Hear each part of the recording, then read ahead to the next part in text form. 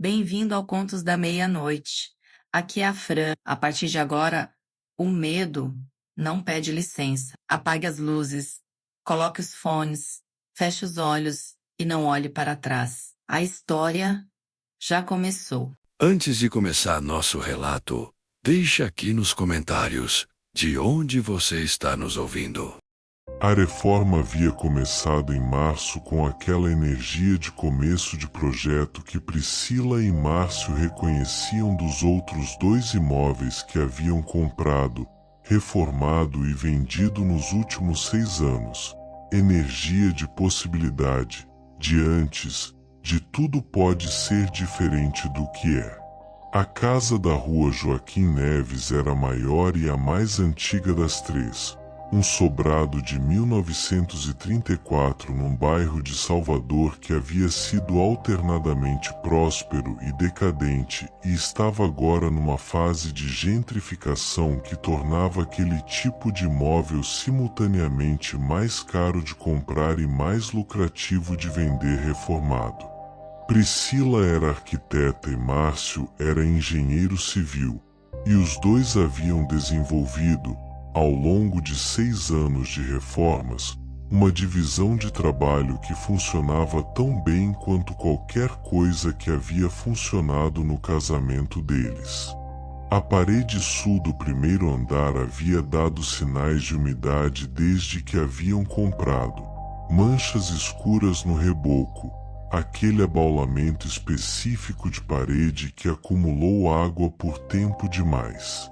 Priscila havia incluído a abertura daquela parede no plano de reforma desde o início, esperando encontrar o que paredes com esse padrão costumam conter: canos velhos com vazamento, impermeabilização falha, às vezes, nas casas mais antigas, material de construção do século XX que havia sido bom para a época e havia envelhecido mal. Esperava isso. Era o tipo de coisa que ela e Márcio sabiam lidar. O pedreiro que abriu a parede, um homem chamado Seu Adalberto, experiente e meticuloso, que havia trabalhado nas 2 reformas anteriores deles, parou no meio do serviço numa terça-feira de tarde e chamou Priscila. Ela estava no 2º andar conferindo medidas quando ouviu: "Doutora, sobe aqui. Tem uma coisa." O buraco na parede tinha uns 60 por 80 centímetros, aberto no reboco até o tijolo.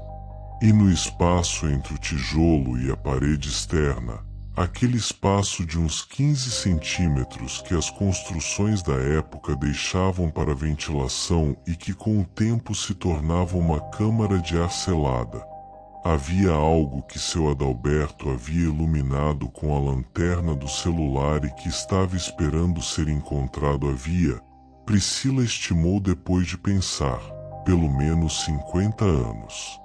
Era um conjunto de objetos arranjados com cuidado dentro daquele espaço estreito.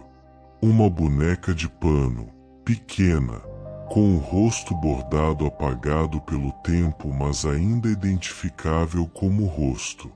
Uma fita de cetim vermelha, desbotada para um rosa cinza. Um maço de ervas secas atadas com linha que havia sido branca. Uma pequena garrafa de vidro escuro, tampada com cera, com algo dentro que o vidro escuro não permitia ver completamente, mas que parecia líquido.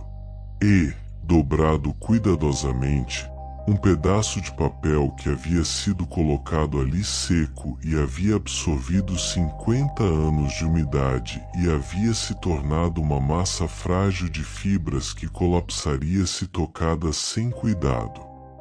Seu Adalberto disse que não ia tocar naquilo. Disse com a firmeza de quem não está pedindo permissão, mas comunicando uma decisão tomada. "Tem gente que sabe lidar com isso", disse ele. "Eu não sou essa gente." A doutora decide o que quer fazer, mas eu não ponho a mão. Priscila era arquiteta e engenheira de formação e havia passado a vida adulta construindo sua relação com o mundo sobre fundamentos de evidência e razão, e aquela parte dela queria muito registrar aqueles objetos como artefato histórico de uma crença popular, remover, documentar, dar sequência à reforma. Mas havia outra parte, mais antiga, mais visceral, formada não por faculdade mas por décadas de histórias ouvidas em família, de avós que sabiam de coisas que faculdade não ensina, que entendia exatamente o que seu Adalberto queria dizer com gente que sabe lidar com isso.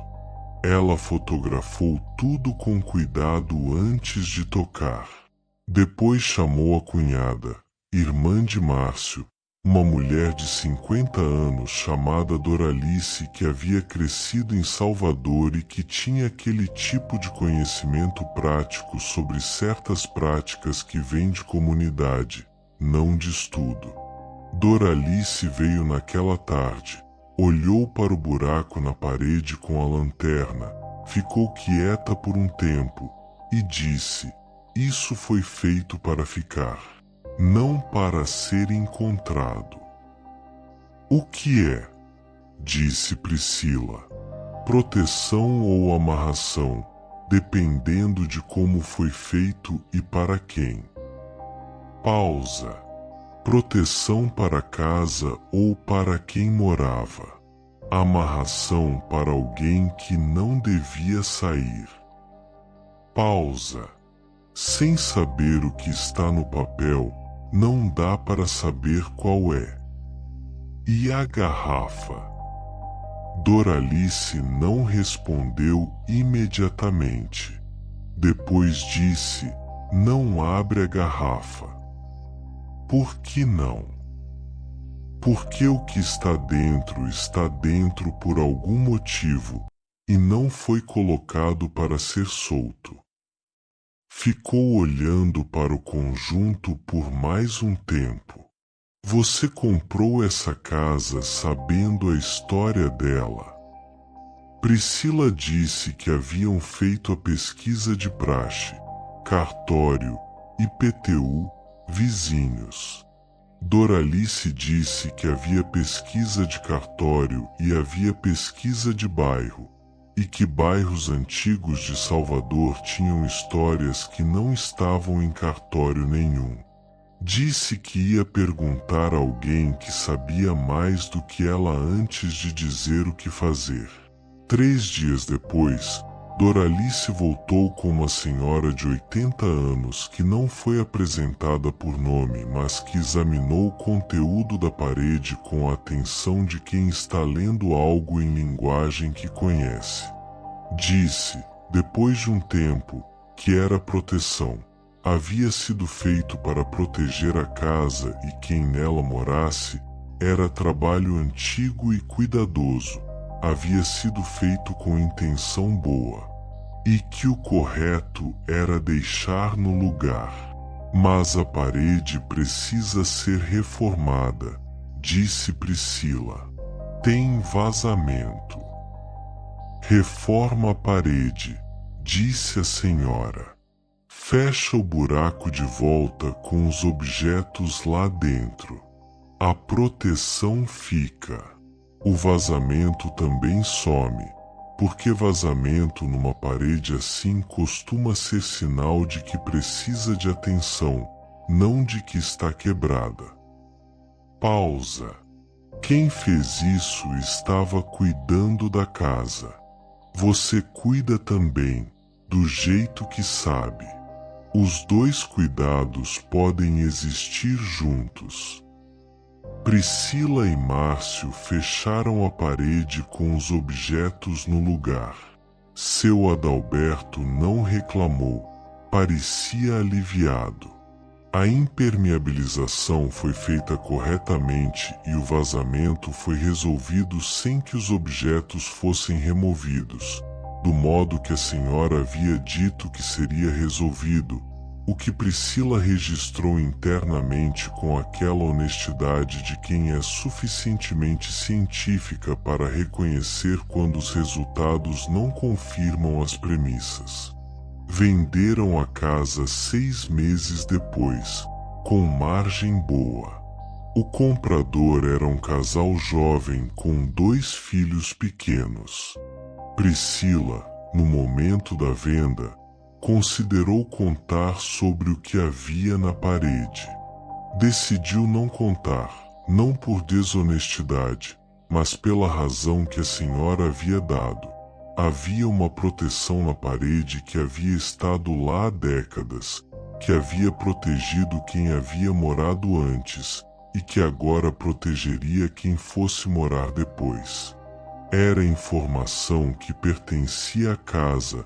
Não há transação imobiliária. A casa sabia de si mesma. E o que a casa sabia, ela guardaria, como havia guardado por 50 anos, dentro da parede sul do primeiro andar, esperando, não para ser encontrado, mas para continuar fazendo o que havia sido colocado para fazer.